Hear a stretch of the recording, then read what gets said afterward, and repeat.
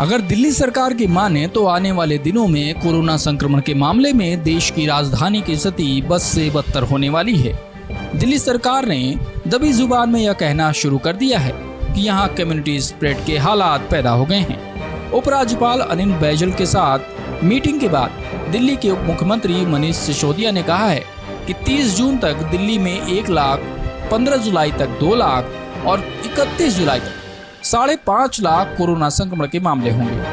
उन्होंने कहा कि यही हालात रहे तो 31 जुलाई तक हमें दिल्ली के अस्पतालों में 80,000 बेडों की जरूरत होगी। 30 जून तक 1 लाख केसेस पहुंच जाएंगे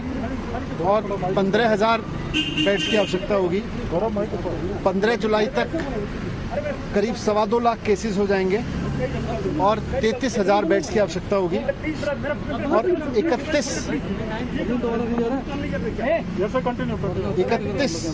31 जुलाई तक करीब 5.5 लाख केस पहुंच जाएंगे दिल्ली में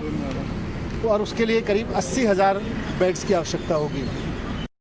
ये तब है जबकि अब तक थोड़े दिन पहले तक लॉकडाउन चल रहा था और अभी तक दिल्ली के हॉस्पिटल्स में दिल्ली के ही जो निवासी हैं, वो चाहे कहीं से भी, जो आदमी आज दिल्ली में रह रहा है वही दिल्ली के हॉस्पिटल तक आ पा रहा था, जो दिल्ली सरकार के वो प्राइवेट हॉस्पिटल्स हैं। इसीलिए केंद्र सरकार कैबिनेट ने, दिल्ली की कैबिनेट ने निर्णय लिया था कि अभी कुछ समय तक, जब तक कोविड की परेशानी है, आगे आने वाले समय में जब 15,000 बेड्स की आवश्यकता होगी, 33,000 बेड्स की आवश्यकता होगी, 80,000 बेड्स की आवश्यकता होगी जुलाई के एंड तक, तो इनको दिल्ली के जो आज लोग दिल्ली में रह रहे हैं उनके लिए ही मैनेज करके रिजर्व रखा जाए, उनके लिए ही सीमित रखा जाए। लेकिन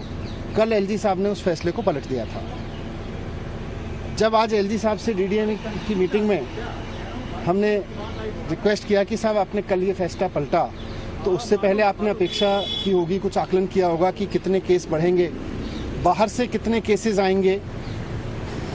उसका भी उनके पास कोई आइडिया तो नहीं था। मैंने उनसे ये भी रिक्वेस्ट किया कि सर, हो सकता है आपने इस बात का भी आकलन किया होगा कि कितने बेड्स की आवश्यकता पड़ेगी वैसी स्थिति में जब सारे देश से दिल्ली में केस आएंगे, तो उसका भी उनके पास आकलन नहीं था। इतना ज़रूर है कि अगर पुराने ग्रोथ रेट को माने दिल्ली में, तो 12.6 डेज पर जो डबल होने का है, उसमें सबकी सहमति थी कि आने वाले समय में 30 जून तक दिल्ली में 15,000 बेड्स चाहिएंगे, 15 जुलाई तक 33,000 और 31 जुलाई तक 80,000 बेड्स चाहिएंगे। तो ऐसे में